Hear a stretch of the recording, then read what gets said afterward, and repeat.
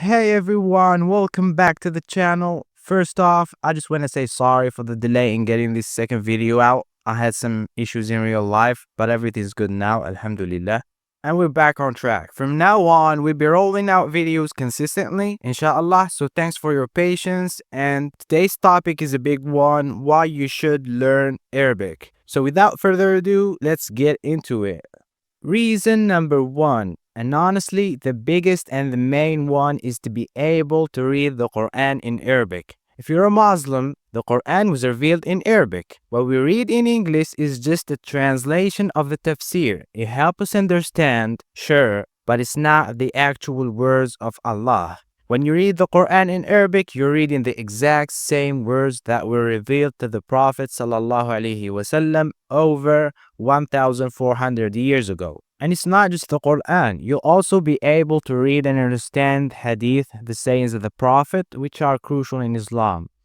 And in case if you're not a Muslim yet, what are you waiting for? Seriously, I'm leaving a link below to a great YouTube channel called Muslim Lantern. Go check it out, watch a few videos, and start reading the Quran with an open heart. And believe me, you'll come to see that Islam is the only true religion from God, and may Allah guide us all. Reason number two, Arabic is actually one of the most logical and structured languages you'll ever come across. It's not random, it's not chaotic. Arabic is like math. You take a root word, plug it into a formula, and you get a result. Simple as that. Let's break it down into three areas: grammar, vocabulary, and sounds. First, let's talk about grammar. Arabic grammar is logical. There's a reason for everything. You don't just memorize the rules, you actually understand why they exist. It's like building blocks. Once you understand the system, it all clicks. And honestly, I could go deep into this stuff, but to keep the video short, we'll break it down piece by piece throughout the course, inshallah. Second, vocabulary.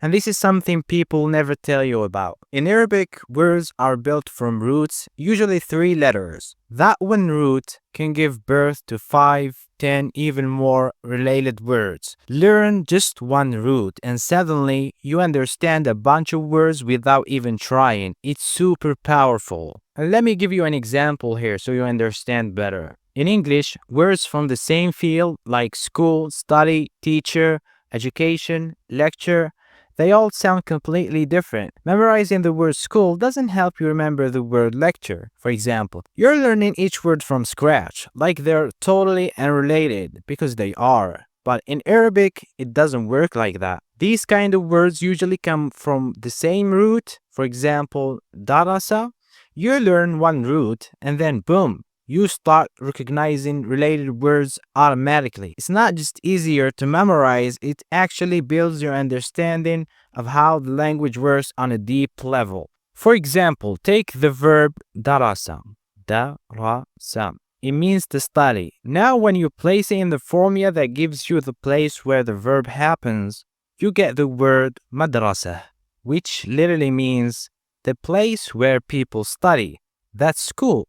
You don't have to memorize school as a random word. It makes sense, right? Let's try another one. The verb لعب, which means to play.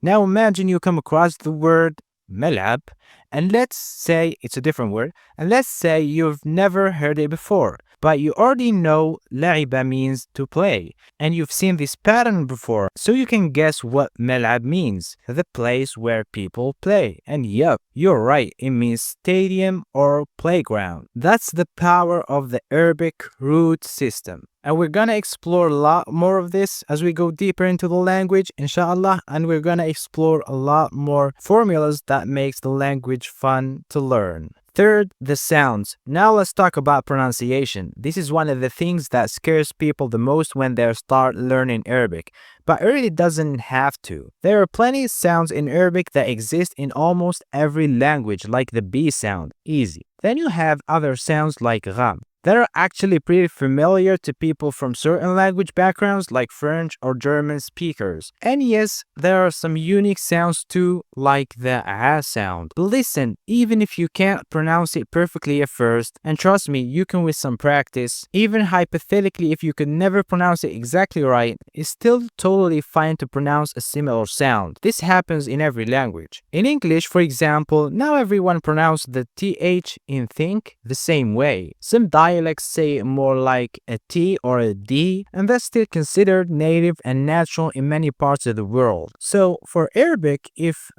feels tough in the beginning, just go with a sound that's close. It's fine, you'll still be understood and you'll keep improving. And don't worry, as we go through this course, we'll break these sounds down step by step. We'll have exercises, examples, and techniques that will make it super clear. And with consistent practice, you're gonna master it, inshallah.